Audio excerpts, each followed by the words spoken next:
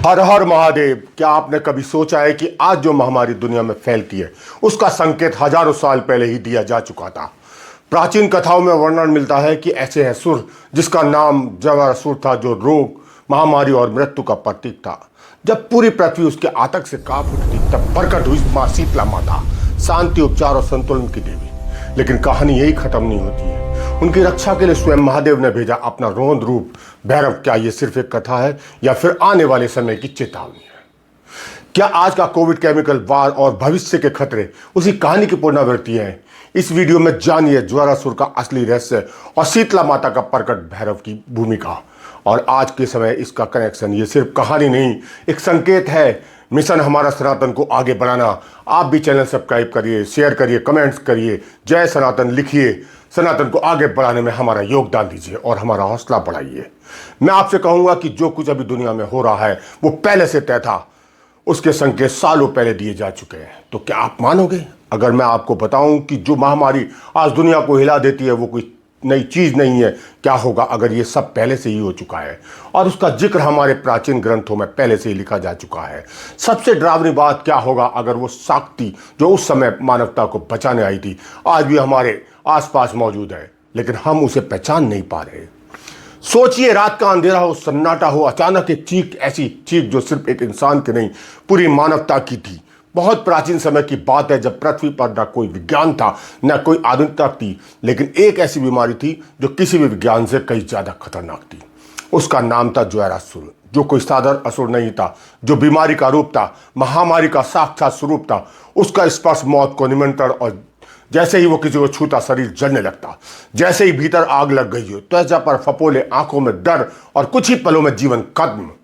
गांव के गांव, शहर के शहर खामोश हो गए। ना कहीं हंसी, ना कोई आवाज, बस एक तरफ सन्नाटा और उस सन्नाटे के पीछे छिपी थी एक अनसुनी दहशत। लेकिन सवाल यह है, क्या यह सिर्फ एक बीमारी थी या फिर किसी और बड़ी साजिश का हिस्सा? देवताओं को यह खबर पहुंची, स्वर्ग में भी भय का माहौल। इंद्र की आंखों में चिंता थी, ब्रह्मा मौन थे और सभी की नजर एक ही दिशा में उठा रखी। कैलाश पे विराजमान महादेव। देवताओं ने पुकारा, प्रभु यह कोई साधारण संकट नहीं है, यह अस्तित्व का अंत है, कुछ कीजिए। लेकिन महादेव शांत थे, उनकी आंखें बंद थी। जैसे ही वो कुछ देख रहे थे तो बाकी कोई नहीं देख पा रहा था।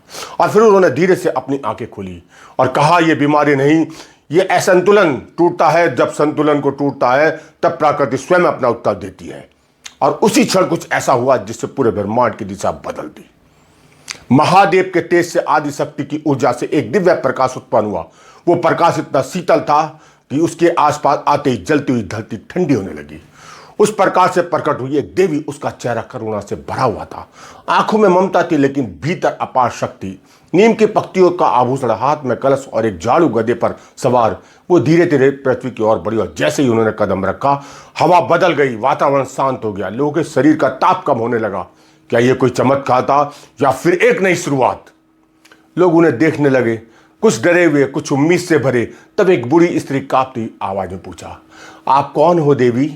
मुस्कुराई और उसकी आवाज पूरे वातावरण में गूंज उठी, मैं शीतलता हूं, मैं शांति हूं, मैं स्वयं हूं, तुम्हारे दुख को हरने आई हूं और मैं शीतलता हूं। और बस यही से शुरू हुआ एक ऐसा युद्ध जो सिर्फ देव असुर के बीच में नहीं बल्कि जीवन और मृत्यु के बीच में था।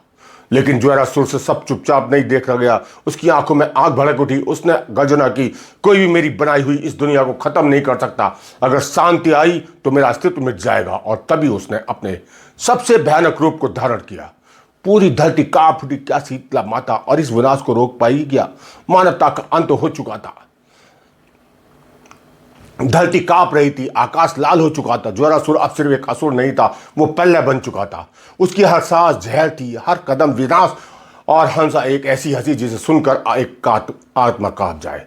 तुम मुझे रोकने आई हो, तुम तो शीतल हो और मैं अग्नि हूं।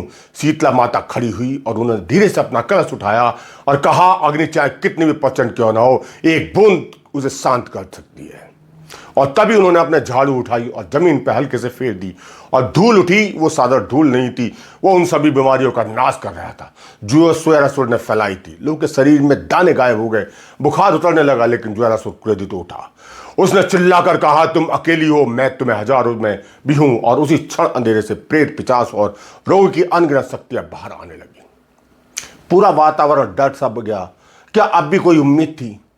तभी कैलाश पर महादेव ने अपने त्रिनेत्र खोले और उनके चेहरे में अब शांति नहीं रौद्र रूप था। उन्होंने गूंजती आवाज में कहा, जब धर्म की रक्षा करनी हो तो करुणा के साथ नहीं, क्रोध में आवश्यकता होती है। और उसके क्रोध से उत्पन्न हुई एक और रूप, भयंकर, विकराल और अजय भैरव। उनकी आंखों में अग्नि थी, हाथ में दंड और चेहरे पर ऐसी मुस्कान जो मृत्यु का संकेत थी। महादेव ने आदेश दिया, भैरव अब समय आ गया है, जाओ और उस शक्ति का अंत कर दो जो संतुलन को तोड़ रही है। भैरव ने सिर झुकाया और कहा, जहां माता वहां कोई भय नहीं रहेगा। अगले ही पर वो पृथ्वी पर प्रकट हुए और जैसे ही उन्होंने कदम रखा, अंधकार पीछे न हटने लगा। प्रेत पिशाच कांपने लगे। ज्वारासुर पहली बार डरा। क्या ये वही क्षण था जब खेल पलटने वाला था? अब युद्ध अंतिम चरण पे था। एक तरफ शीतला माता की शांति, दूसरी तरफ भैरव का प्रचंड क्रोध और सामने ज्वारासुर जिसका अंत अब निश्चित था।